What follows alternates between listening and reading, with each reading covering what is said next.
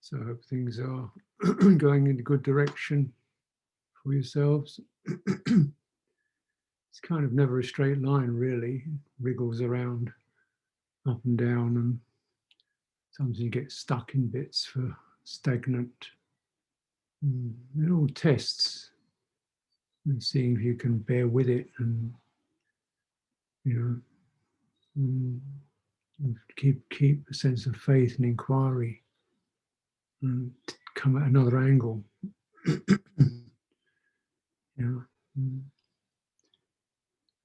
So I'll ask a few questions here this evening that you might all appreciate listening to and reflecting upon.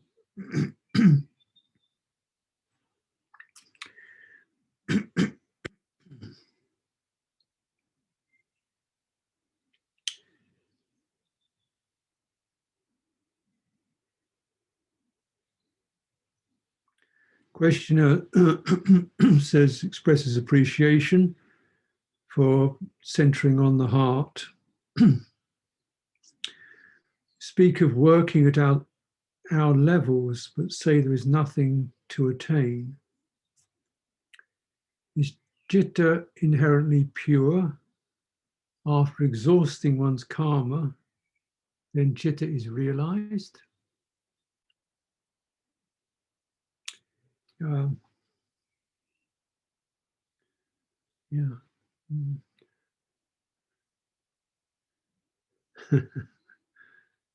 See, working within your range, it means the kind of strengths you have, also the material that you're dealing with.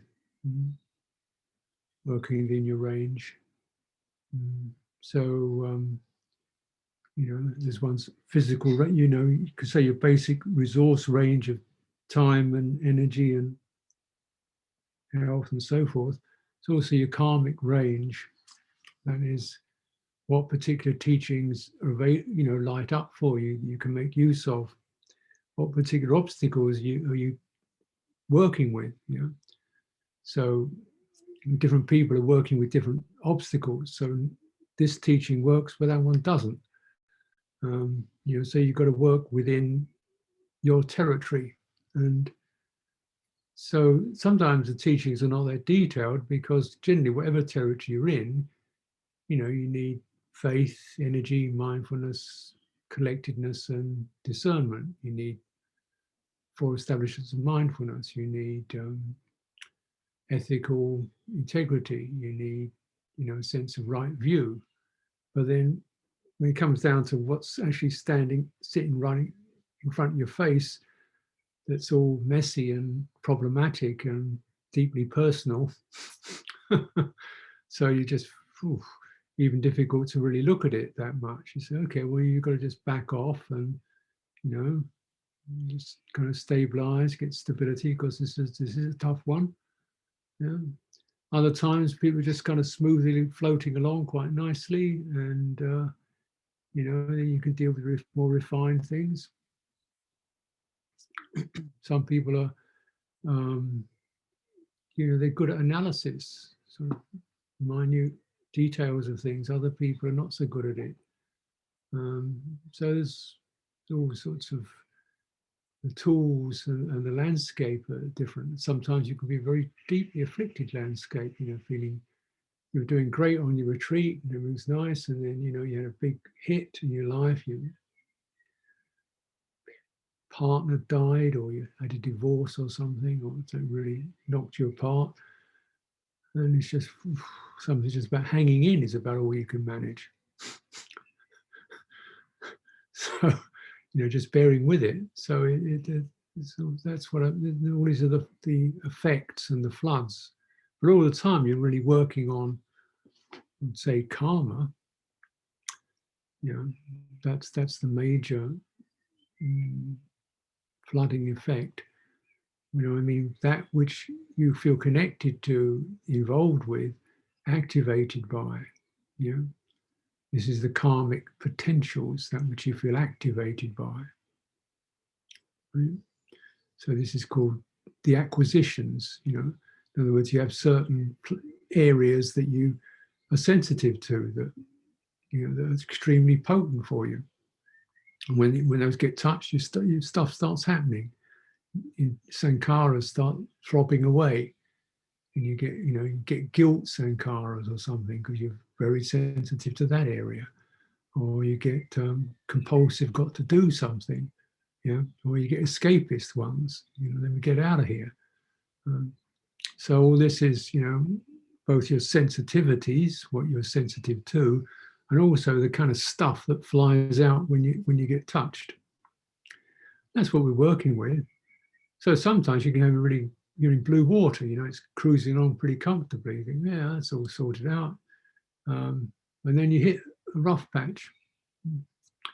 And you want to make sure that just because you're having a good, you know, pretty smooth sailing at this time, you know, this just doesn't mean it's all finished.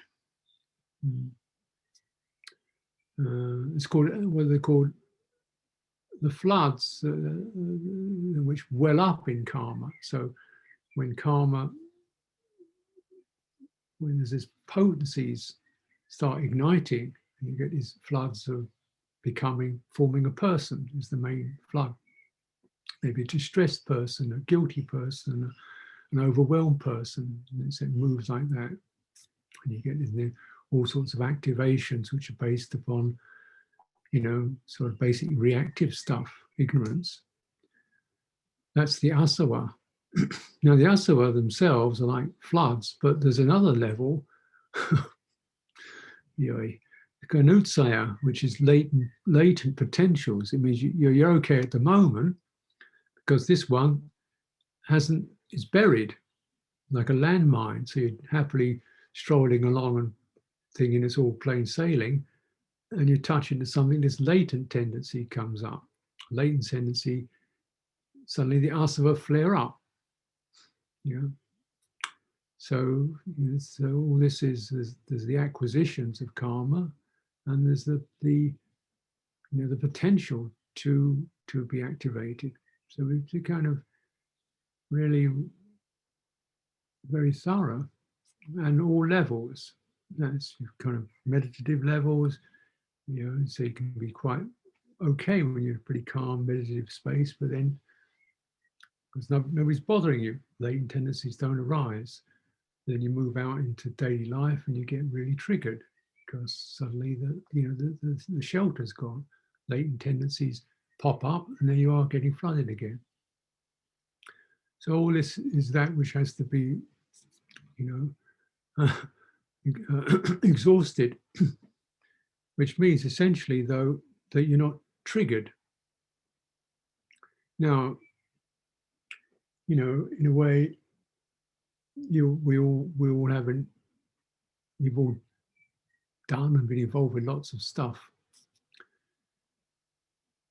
So, you know, one can remember things and even notice potentials, but it's the activation is the thing. So you say, oh yeah, that, you know, sort of, so and then it's gone, it's called the fire's gone out, not stirred up.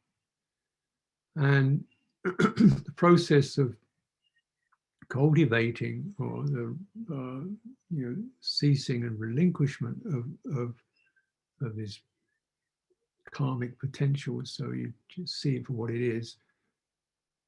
See it for what it is. Now, seeing activations triggering for what they are, right? It's kind of suddenly reflexive, reactive stuff, or feeling moved, or feeling overwhelmed.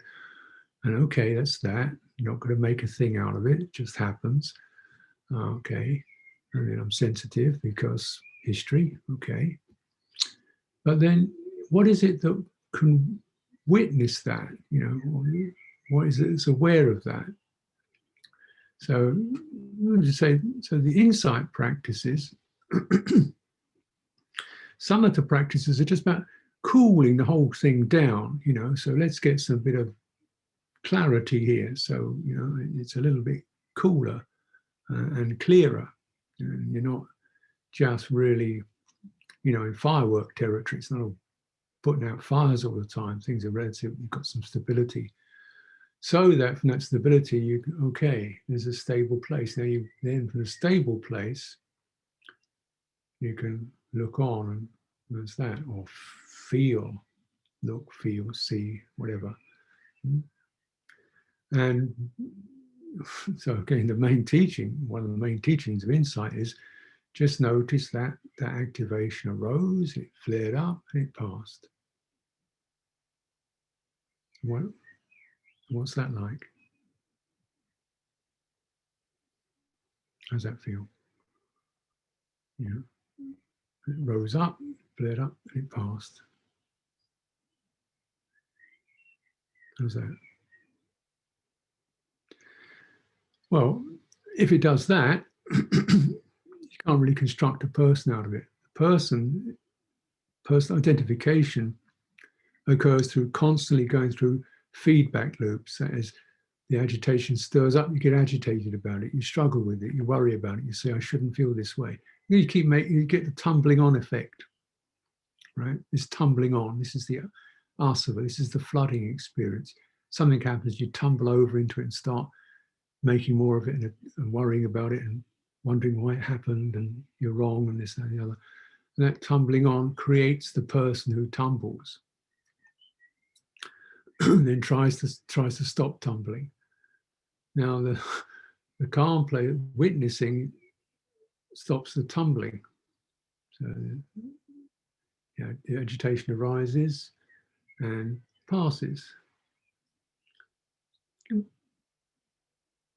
Cat's just wandered in.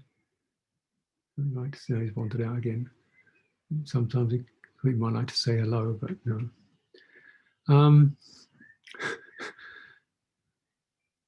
So, you know, that doesn't sound like great, but that's actually an incredibly helpful experience. Rather than not getting agitated, which I don't like getting stirred up, but really to see your stuff roll up and pass, and okay, you get this sense of dispassion, and which is not about, it's not calm, it's dispassion. Calm means nothing much is happening. Dispassion, something's happening, but I'm not in that, you know. I'm not in that. It's just, there he goes. And that's actually more useful. There's a sutta where the Buddha is answering a question, saying, somebody says, is it true that a noble one has no evil intentions, body, speech, or mind? That must be a pure one. Someone has no evil intentions of body, speech, or mind do not arise. And the Buddha said, well, in that case, you know, a newborn baby would be an arahant, because they don't have much intention at all. They just lie there kicking their legs. And so no, a noble one is one who knows an evil intention when it arises, knows what it triggered it, and knows that it passes. They don't make a self out of it. So in a way, the karmic, you're actually in the karmic territory, right? And yet you're not. It's happening, but you're not identifying with it. And that witnessing is not, it's not in, it's with the karmic territory. And it allows the karmic territory to unfold and drain. And the interesting thing is, it begins, the more that's cultivated, the less often those reactions happen, because something, it's like the wiring's been cut, the feedback loop has been cut. So there isn't that feedback loop that keeps it tumbling on, and it gets weaker and weaker. So that's so this. Now, when I say there's nothing to attain, I mean personally, If you have the idea, I have to attain something, then you're going to be tumbling on to try to get to the attainment. It's more like, these are just words, but it's more like there's a lot to be let go of rather than attained. Put it that way. Yeah. There's a good amount to be allowed to pass, or some to be allowed to pass. And the more, but there's no acquisition, if you see what I mean. There's more like a draining of the floods. Is jitter inherently pure? No, I wouldn't say that. That's sort of abstract. What we experience is a heart that's affected by this, that, and the other, and has the tendency to incline into activations and so forth. That's what we experience. Now, so we get the sense of I'm experiencing, so, things are affecting. Now, when there's less effect, there's a sense of knowingness. And this reactivity ceases, or it calms. And that's called anya, knowingness. So the jitter, then it's called the jitter is released from these floods, asava. So then when it's released, they say you can't say anything about it, because it's just like, what happens to a fist when you unfold it? Is it there or not there? Where did it go? It's like, it's a different creature. And yet it's the fruition, the unflooded jitter. It's one of these topics that can be problematic, because if you get, some people feel a bit edgy about talking about jitter being released, because then it becomes some sort of self or soul.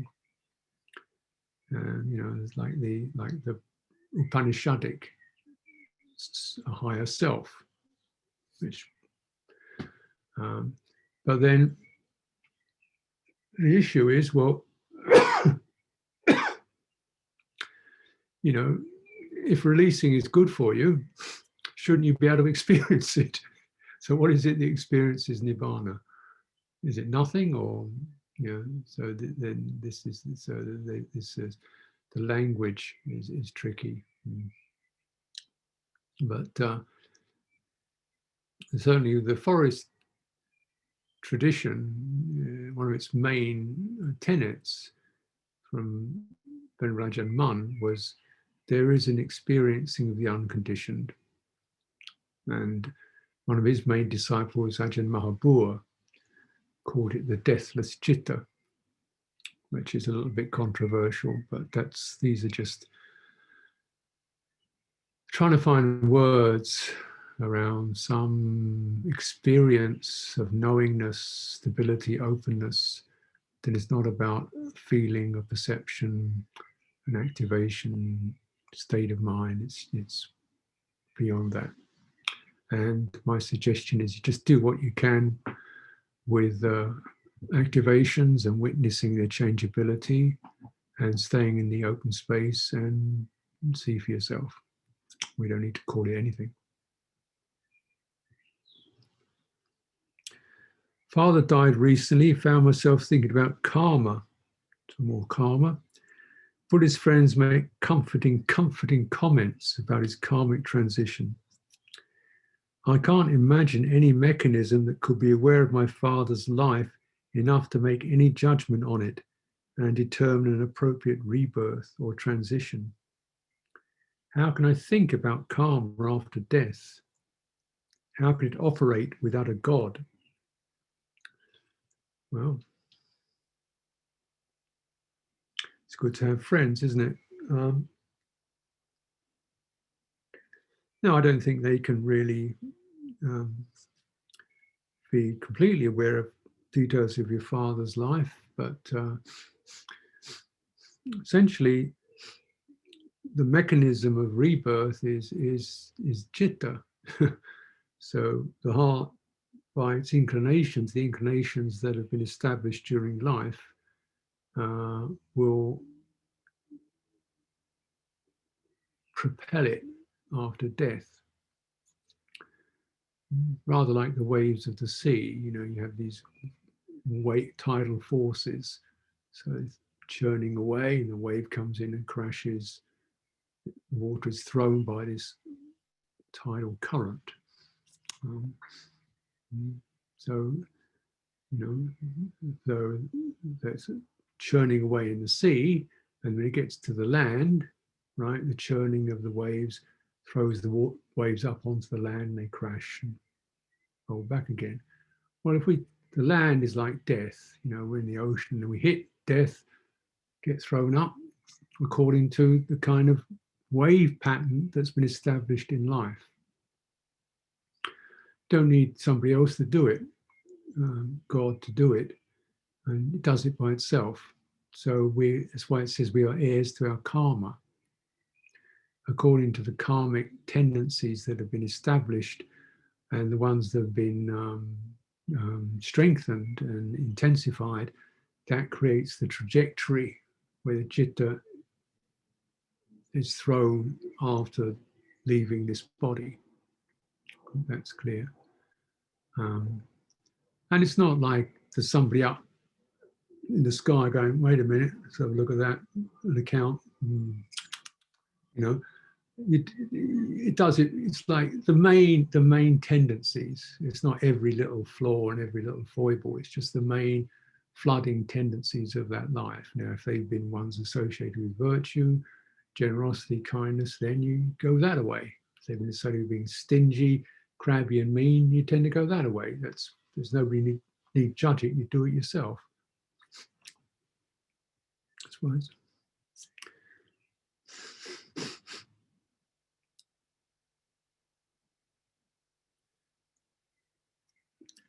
So the question is about feeling compassion. How does being enveloped in compassion feel? I can feel goodwill, friendship, gladness, I think even equanimity as responses to feelings, pain, and sensations that arise in the body or mind. But feeling compassion is not clear. I'm a mom of 2 grown sons in their 20s. When I think of compassion or protection, my intentions go straight to clinging and something to not very soothing. It just leads to worry, concern, sadness.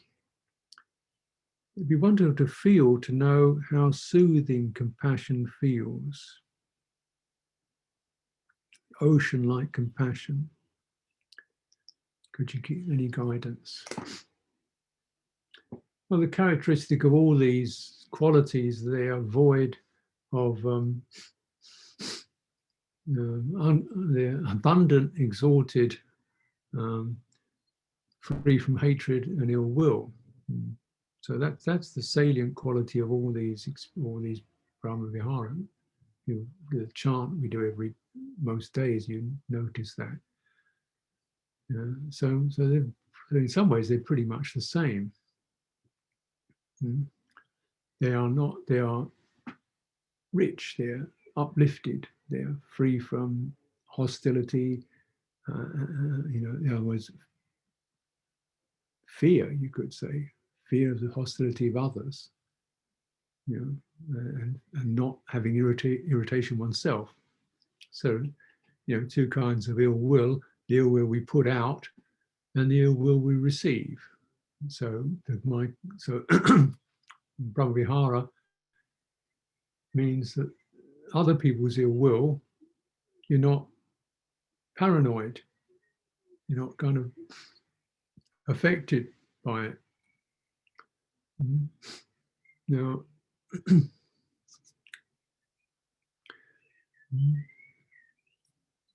so compassion is a certain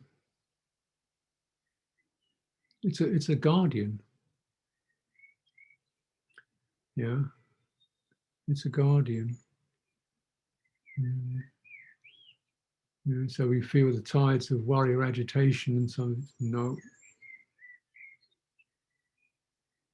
stop.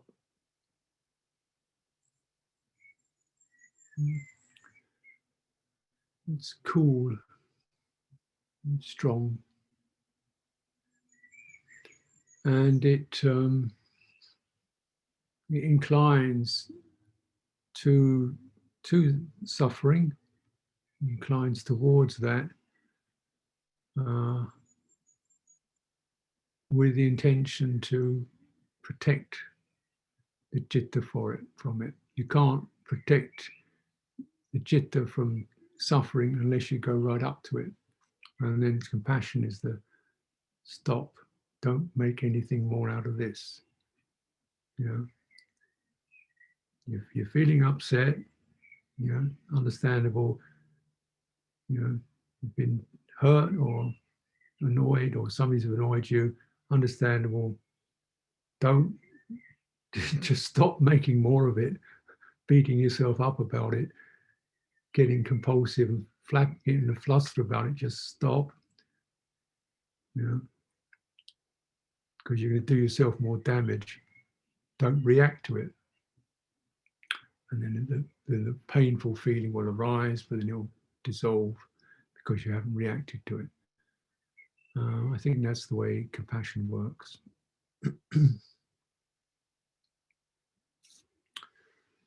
But maybe it's different for you. It's not worry, although that's considered to be an enemy or a kind of a you know, the obvious enemy of compassion is indifference. Like, you know, doesn't matter, who cares? Callous, sensitive.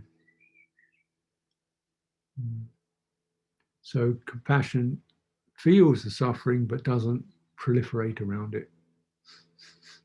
Stops it. Stops. The different kinds. See, the different kinds of dukkha. One is the dukkha just of being existing.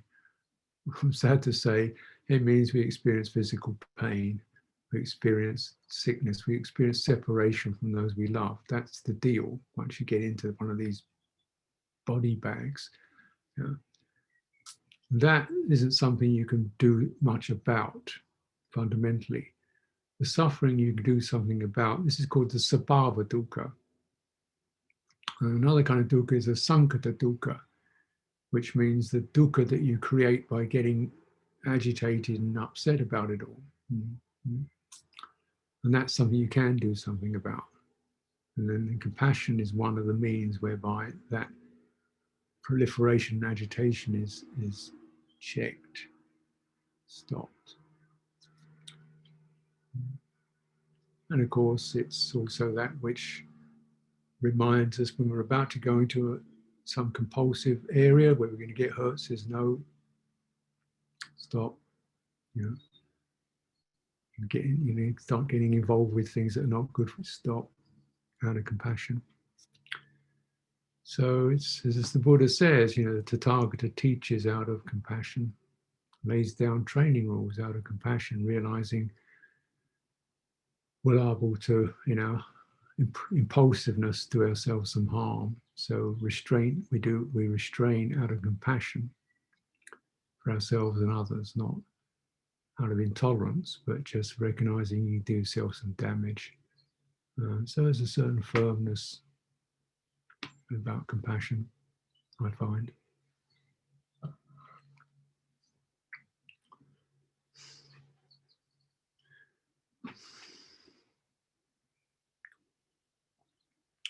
So someone asks about moving energy down into the belly. I got very slightly eager to accelerate this. The person's been moving their energy down into their belly.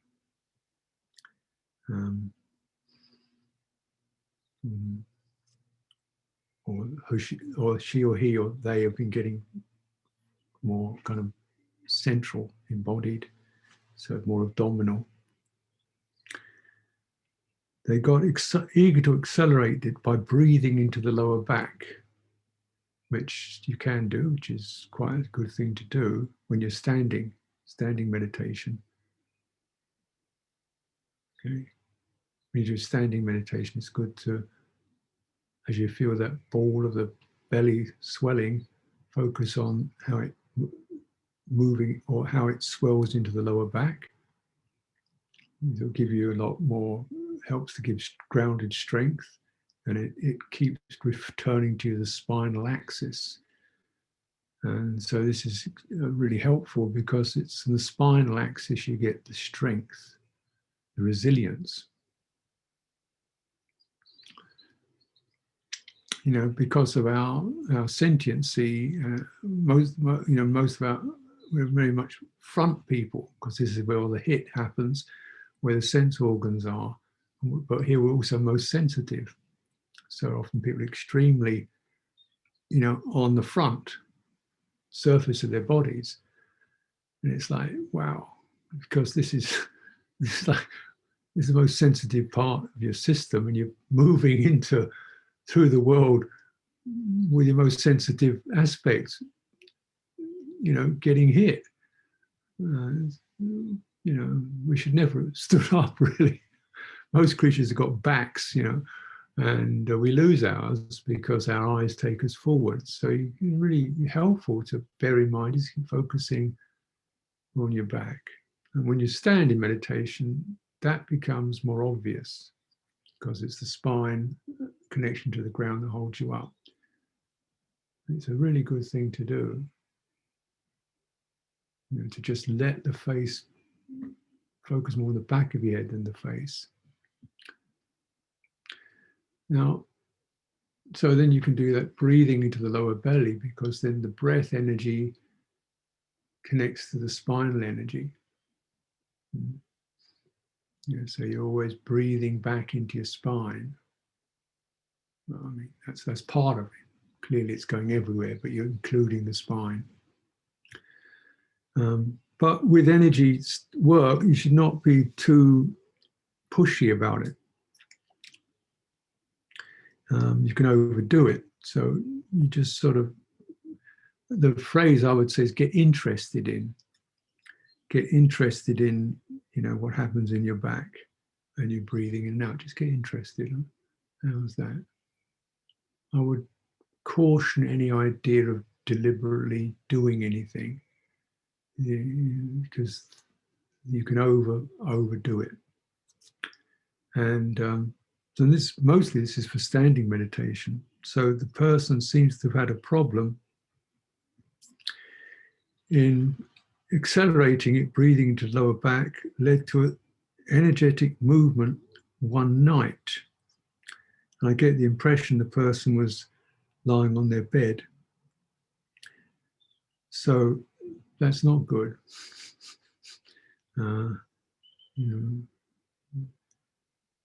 Because your back isn't prepared for it when you're lying down. It's in a kind of very relaxed state. It should be quite open, because then you're putting something into a system that's isn't opened. You tend to close at night, so you shouldn't work these things into your body at night. And sometimes it's good not to do too much of that kind of work before you go to bed. It's just good to, before you go to sleep, just sitting. Nothing too vigorous. Let the system cool. If you do energy work, you should recognize that the energy continues after the exercise is finished. It doesn't just switch off. It's continuing to work after the exercise is finished. So it's good to do these things a little while before you go to rest, and don't push it. Do you so the person is now focusing on qigong and samatha, pausing on vipassanā. Yeah, well, it's your choice, and whatever feels interesting and purposeful. So there are times when perhaps you realize it's good to the qigong and the samatha builds up the stability aspect of practice, and and then the vipassana is much more the understanding aspect, wisdom aspects come out of that.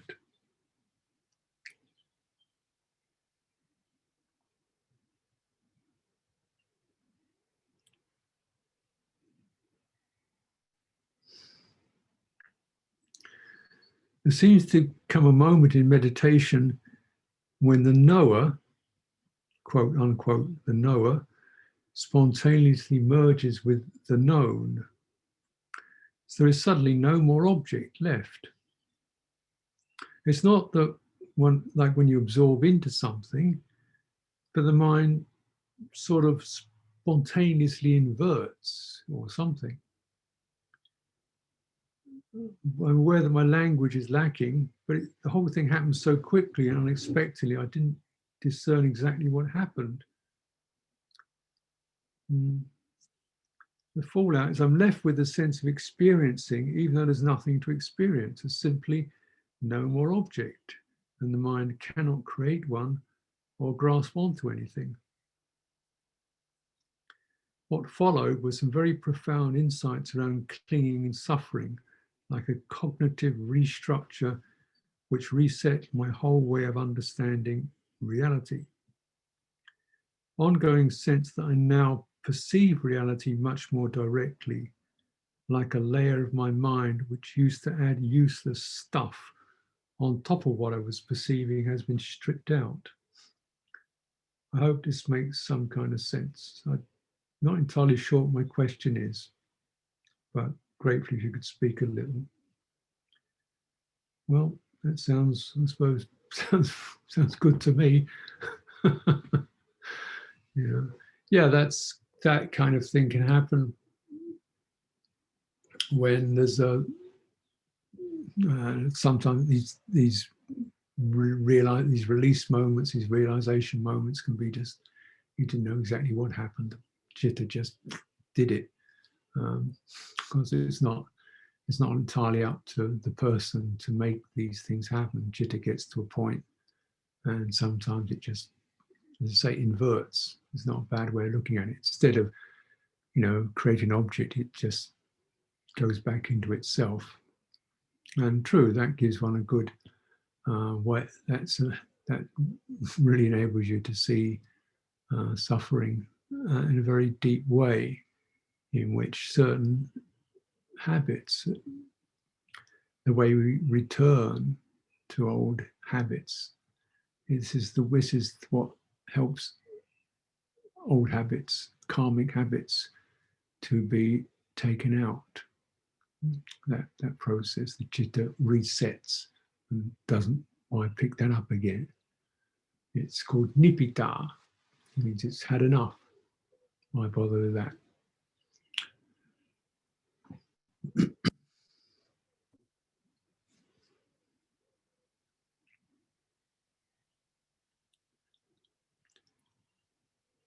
Another question, when I begin to get concentrated, I often get hijacked, my interpretation that is, into a state of comfortable numbness.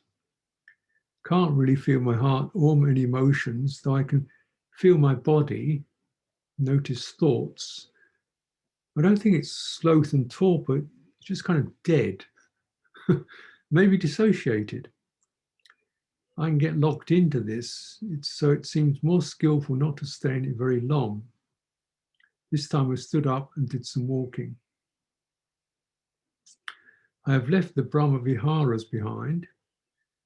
It's not a happy or a kind state. I feel a bit lost in it, and I'm a bit afraid of it. Yes, indeed, it's not a skillful state, and it's sort of like it is a torpid state, a loss of wisdom. There's no capacity to discern or agilely, penetrate experience. So the mind is kind of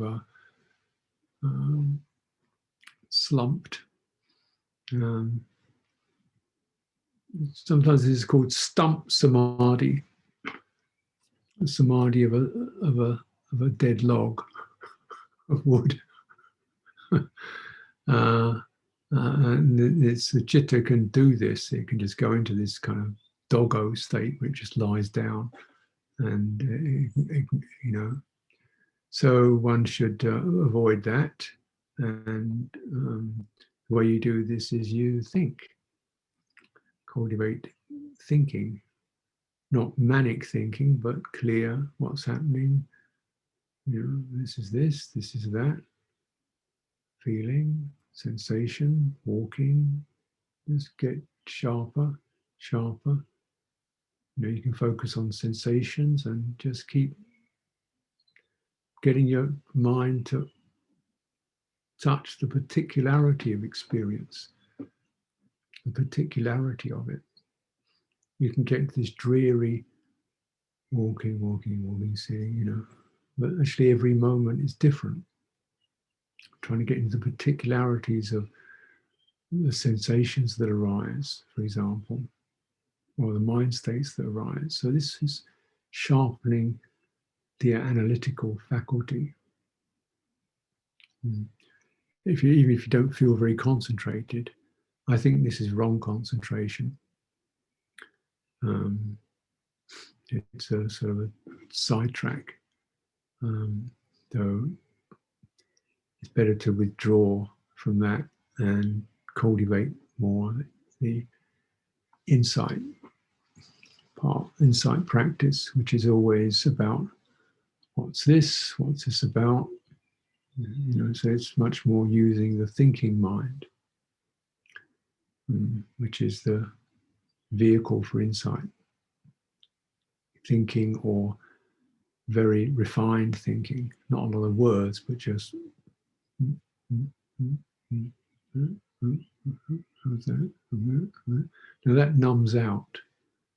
That could numb out, and you just go in this kind of gaga state. So, less than that, do more walking, and make,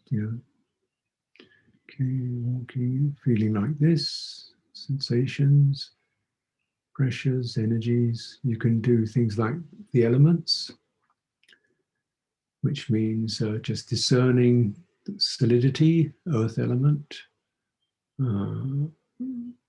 caloricity, vibrancy, heat, fire element, fluidity, flow, cohesiveness, the water element, and subtle pressure, the air element, mobility, that which moves things along. And this is, so in your own body you can discern this kind of, some aspects of body feel quite hard, firm, could be bone, could be muscle. That arises. Then you can always experience a sense of vitality and warmth, fire element. You can experience a sense of something pushing you along, or opening your chest as you breathe in. That's the air element. And then you can experience a sense of how, particularly when you walk, everything is flowing together. As your leg lifts, energy moves up into your abdomen, and your back turns. There's a fluidity. It's not bits and pieces. It's a single flowing form. So actually, the body, very apparent when you're walking, is a constant mingling of these elemental properties. Right? So as your foot comes down on the ground, strong feeling of earth, right? And then the other leg lifts, it's more like light and airy, right? Flowing, touching the ground, earth again. So what particular phenomenon arises in the mind at any particular moment? what phenomenon arises in the mind at any particular moment. Now, we can look at it in terms of elements, or you could say this is agreeable feeling, pleasant, neutral. Elements is fairly simple and really kind of, it's not subtle. And if your mind is a bit dull, you don't want anything too subtle. You want something fairly easy to get your mind handling.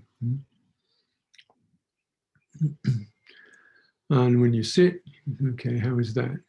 And then feel the firmness, ground, earth.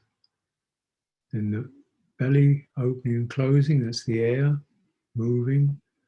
Then the energy, warmth, vitality flowing. And just notice what's arising at any particular moment in those terms. That's your insight practice. That's the, because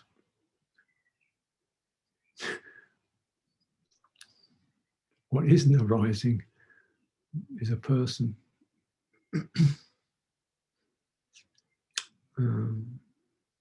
There's elements, properties, qualities. Yeah.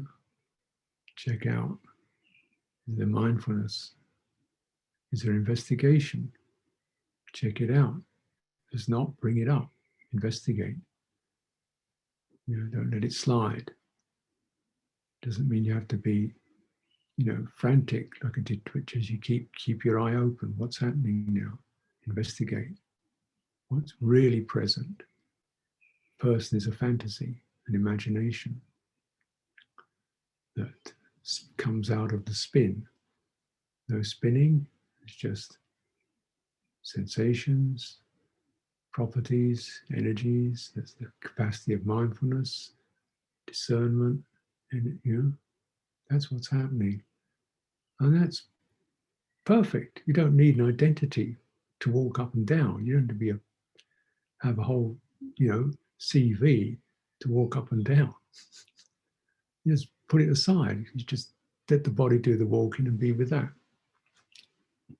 But that sharpness, that's what your practice would benefit from, in my opinion.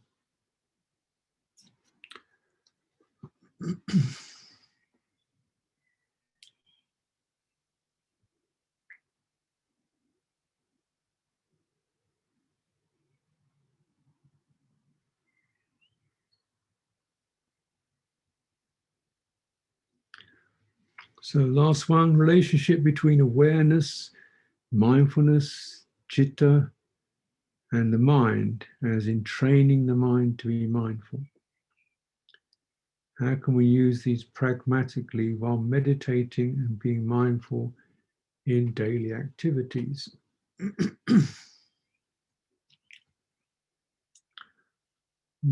Well, language again. Awareness is one way of translating citta.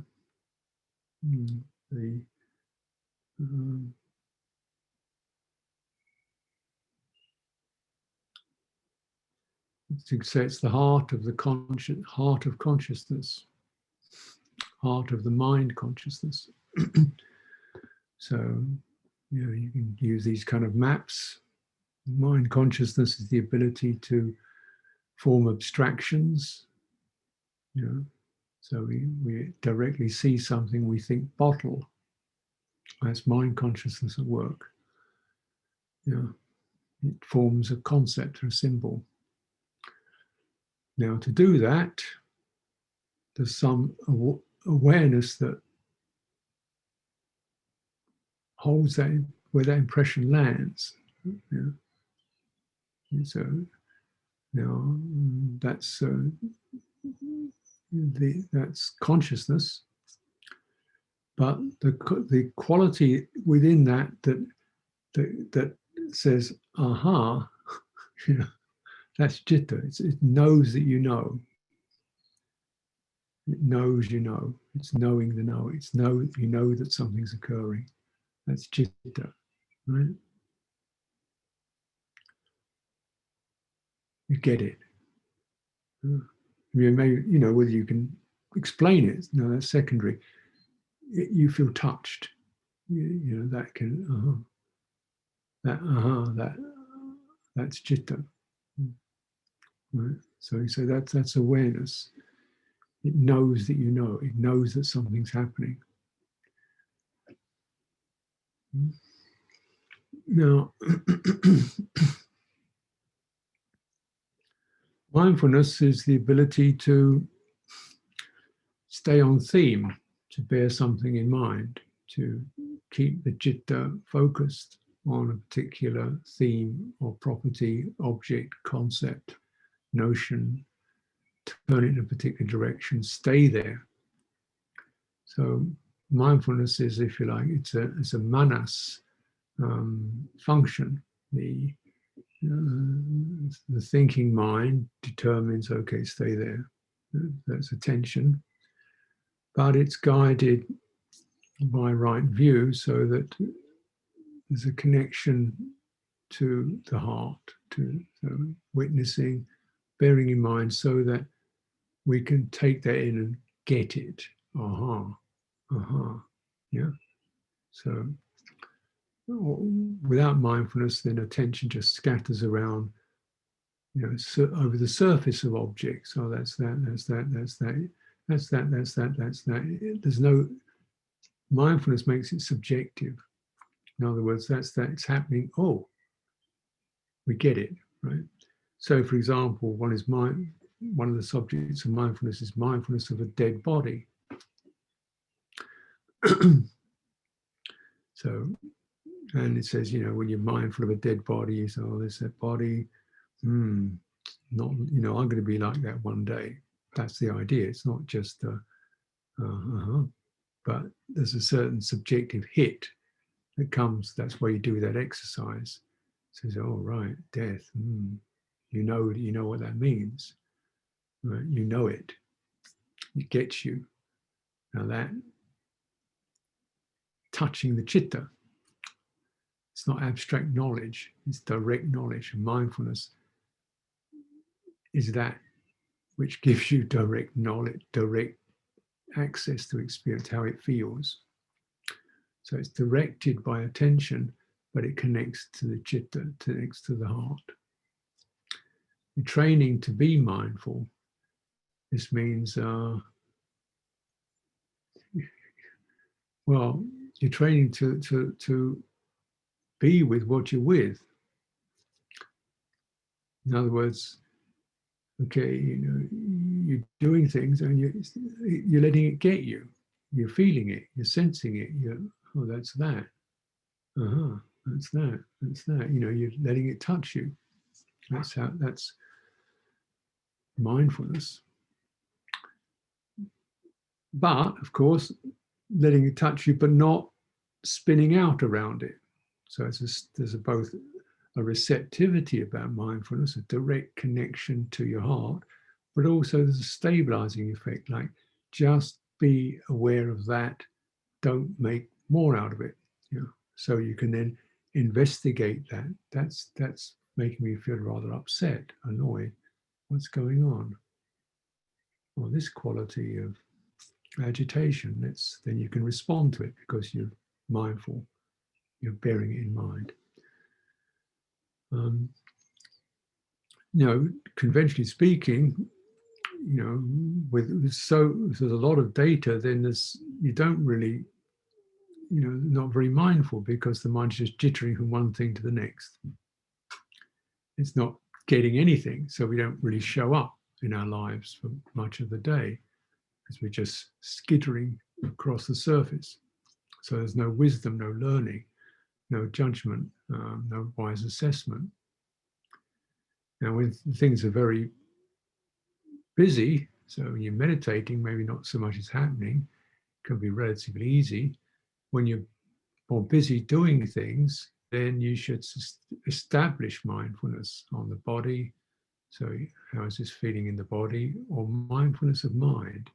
So, you know, this particular activity and what is the mind state that's being conjured up through these surface activities? So you're not mindful of the objects so much as mindful of how you're being affected. Right? So you're not mindful of, placing your attention on the object, but on the effect it's having. Mindfulness of mind. I'm suddenly recognizing I'm getting affected by agitation. Therefore, there's a possibility to respond to it. I'm getting affected by compulsiveness. That's occurring. So it takes you to the third and fourth establishments of mindfulness. Then seeing that clearly,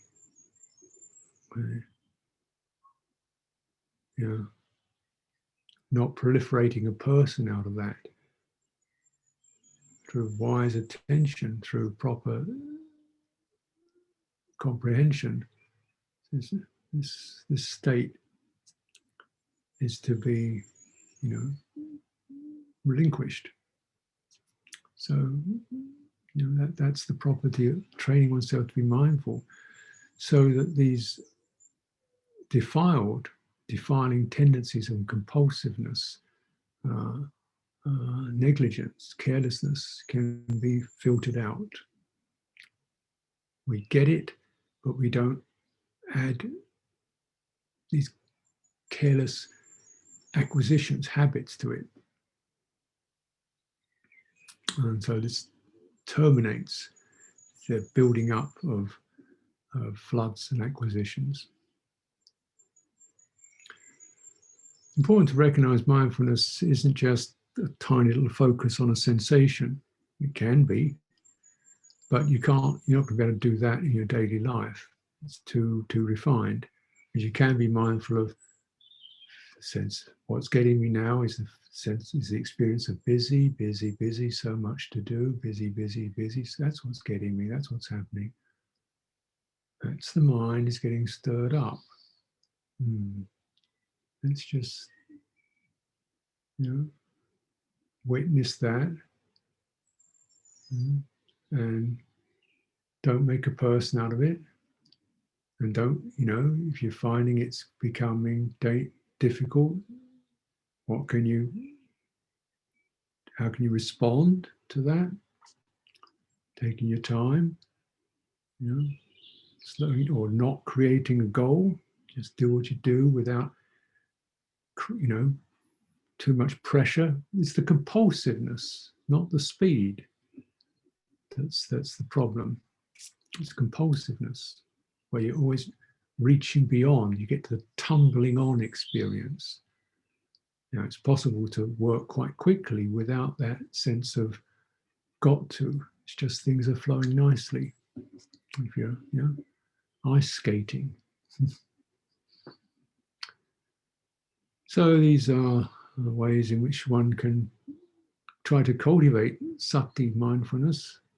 As I say, you can refine it down to particular discrete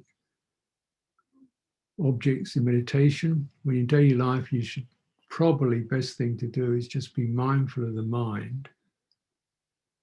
What's the overall texture, quality of the mind, and ground it in your body. So if you're not in your body, you don't even really know what your mind is doing, because it's out there. So you're trying to establish that foundation in your body, and then I can feel the pressure building up. This is just steadying my eagerness or my craving or my, anxiety. Just relax that and steady that. So you keep filtering out these defiling influences from your activities.